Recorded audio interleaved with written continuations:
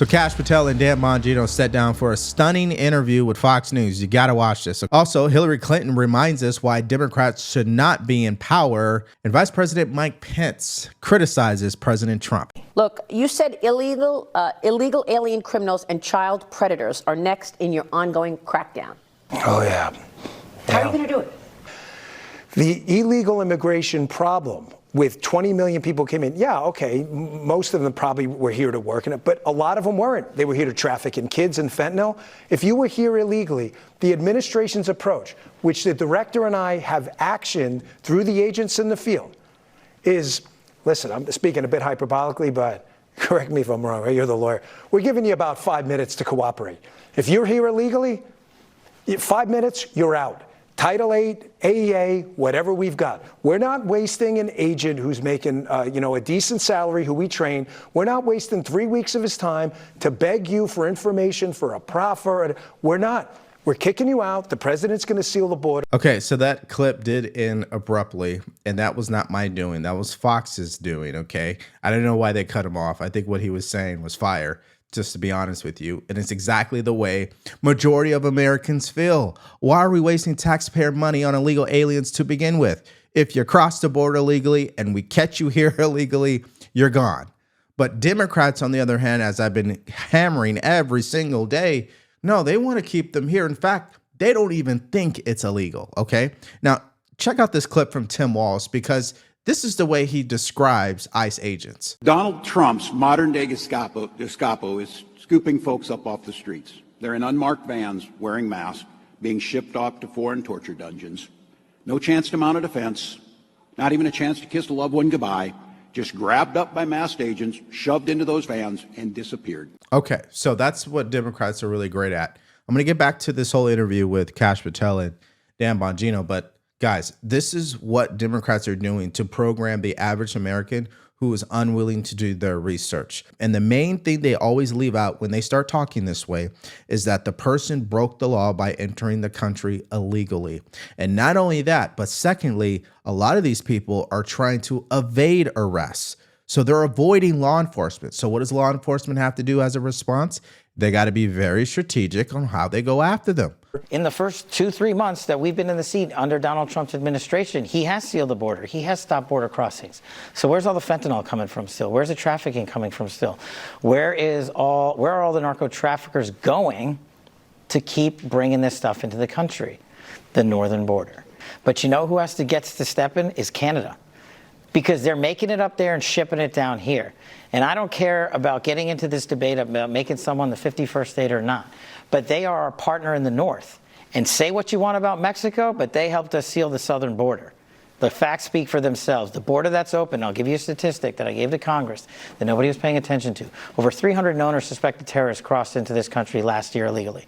Known or suspected terrorists, not illegals. Not just illegals, known or suspected terrorists. 85% of them came in through the northern border.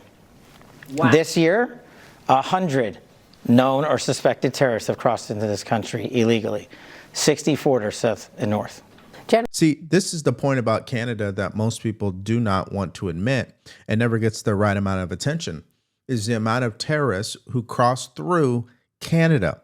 And if I was a Canadian, I would be complaining about that. And I would also understand why President Trump speaks the way that he does about Canada. Because if you say that you are our best friend, that you are our closest ally, you would not allow that to happen. That's the ultimate sin. Now, also during this interview, Bongino gave a chilling warning to people who are committing crimes against children, especially on the dark web. Take a listen. That's what you said. You said if you're hurting a child, taking away a child's innocence, we're coming for you.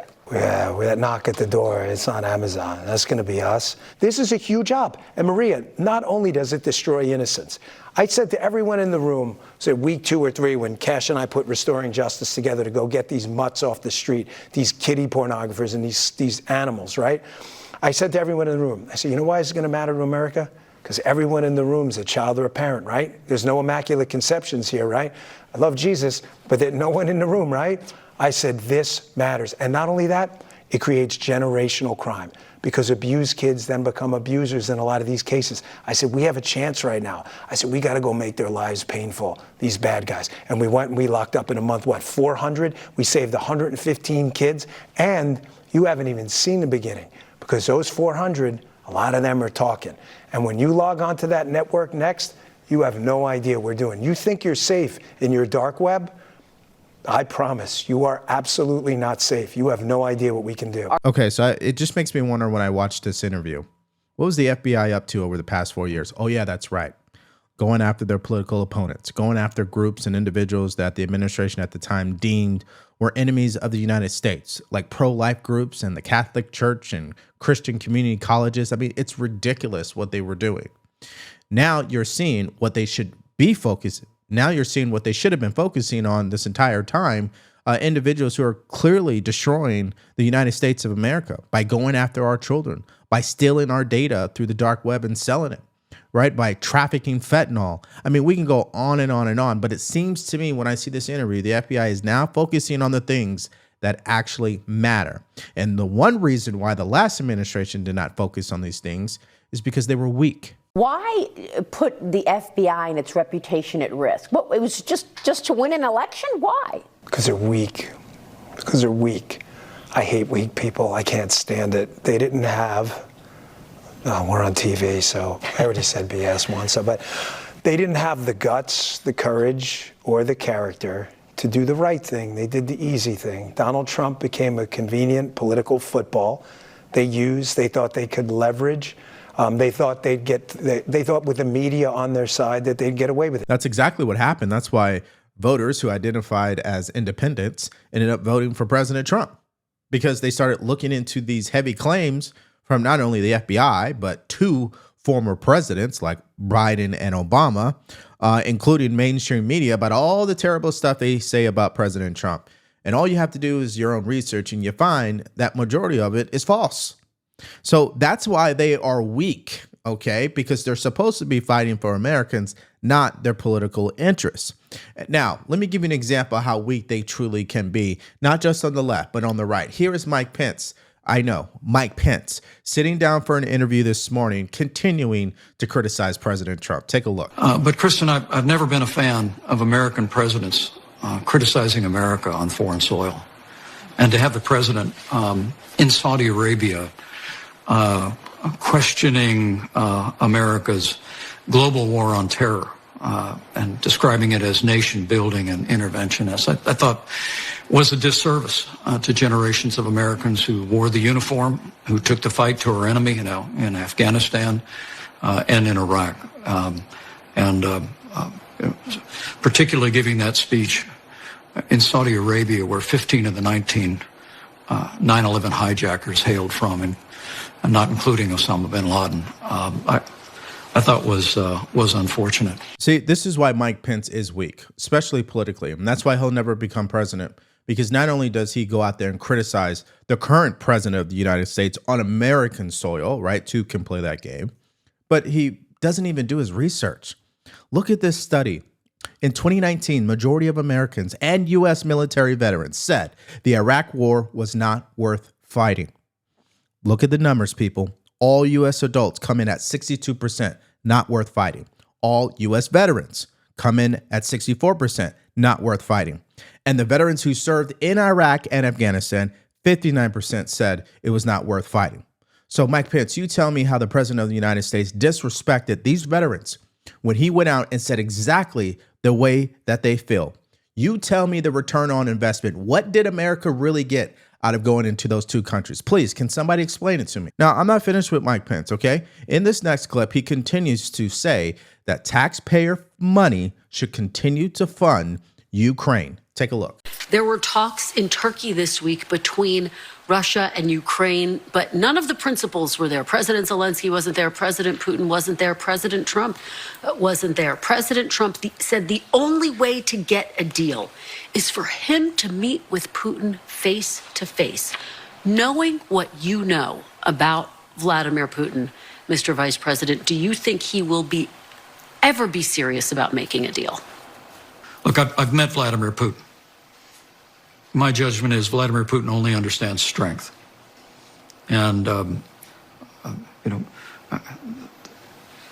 President Zelensky has agreed to a ceasefire, a 30-day ceasefire that our European allies called for. And Vladimir Putin calls a meeting that he doesn't show up for. So I honestly think the time has come for President Trump to impose harsh sanctions on Russia and also to increase military support for Ukraine.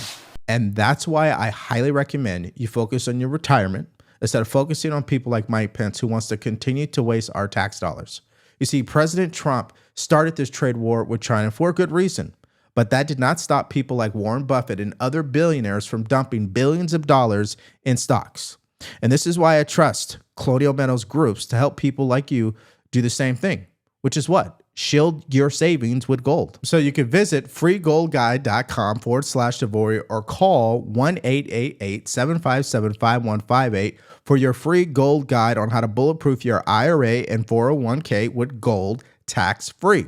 And you could also qualify for a free home safe and as much as $7,500 in free silver. Once again, that's freegoldguide.com/Tavory or call 1-888-757-5158. I think those two messages, making it clear, in combination with the president's good recent dialogue with President Zelensky that took place at the Vatican, and in addition to the new mineral deal, which I think sent a deafening message to Moscow that America and Ukraine are here to stay, I think the time is now for sanctions against Russia, and additional sanctions against Russia, Kristen, and also renewed military support for Ukraine. I think that and only that has the potential to bring Vladimir Putin. Yeah, so tell me you're out of touch without telling me that you are out of touch.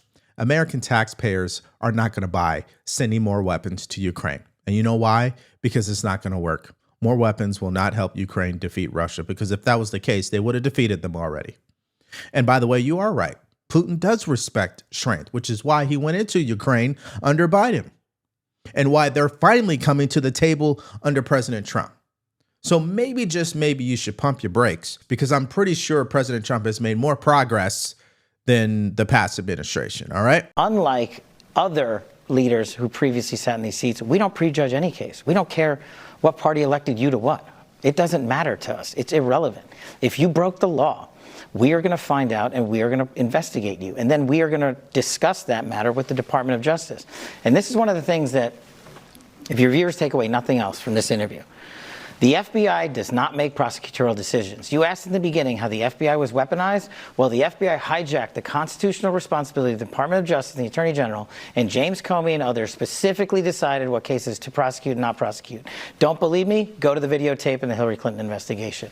We don't decide prosecutions, and neither does any agent or intel analyst. We have great partners under General Bondi. We work with them and discuss the matter with them, but the prosecutorial decision is with them. See, he doesn't even have to get into the details. Just by bringing up Hillary Clinton and that entire investigation that never happened just proves how the FBI was weaponized. Now, let's not forget, ladies and gentlemen, they protected Hillary Clinton. Okay? Let's not forget about that. They also threw out Bernie Sanders and they went after President Trump. I think that shows you how corrupt these people are. And let's not forget how the FBI turned the other way when it came to Hunter Biden and the other business dealings with the Biden crime family. Now, speaking of Hillary Clinton, she also made waves this morning. It's interesting. You've got Mike Pence and Hillary Clinton, for some reason, getting everybody's attention. So we're going to address it. So she comes out slamming Elon Musk and JD Vance for wanting this country to go back to Christian values and promoting the nuclear family. Just saying it out loud is ludicrous, but let's go ahead and take a look. As I posted the other day, this very blatant effort to basically send a message, most exemplified by Vance and Musk and others, that, you know, what we really need from you women are more children. And what that really means is you should go back to doing what you were born to do, which is to produce more children. And they are talking about, you know, cash benefits for the more children you have. This has been tried, by the way, in other countries, and it has not worked. Or medals if you have 6 children, while they're contemplating cutting Medicaid, while they have no interest in paid family leave or funding quality child care. They're cutting Head Start. I mean, you go down the list of all the programs that support child rearing and the care of children and create, some safety net for women who are in the workforce, the formal workforce, as well as, raising children. Okay, so let me give you guys a fun fact about DeVore. I know the people that are watching my channel, you guys hate to hear the voice of AOC. And I think probably Jasmine Crockett and Kamala Harris. That's how DeVore feels about Hillary Clinton. I can't stand the way she speaks. It's just this sense of entitlement. Like, I know more than you. What you think is stupid, I'm smart. Like, that's what comes out of her mouth. That's how I always hear it. And that just might be me. But let me just address some of the lies that she's already spewed on that stage. Number one, did you guys know that President Trump was the first president to approve paid family leave for federal workers back in 2019? I bet they didn't tell you that. But if you had read the Heritage Foundation's Project 2025, despite Trump saying he knew nothing about it, if you had read it, it's all in there. It's all in there. Return to the family, the nuclear family, return to being a Christian nation, return to, producing a lot of children, which is sort of odd because the people who produce the most children in our country are immigrants, and they want to deport them. So none of this adds up. But, one of the reasons why our economy did so much better than comparable advanced economies across the world is because we actually had a replenishment, because we had a lot of immigrants, legally and undocumented, who had a, larger than normal, by American standards, family. So this is just another one of their, make America great again by returning to the lifestyles and the economic arrangements of not just the 1950s. I mean, let's keep going back as far as we can and, see what happens. Okay, so she is lying by telling the truth, folks. It is technically true that immigrants, historically, they have contributed to our population growth, which in some ways has helped the economy grow.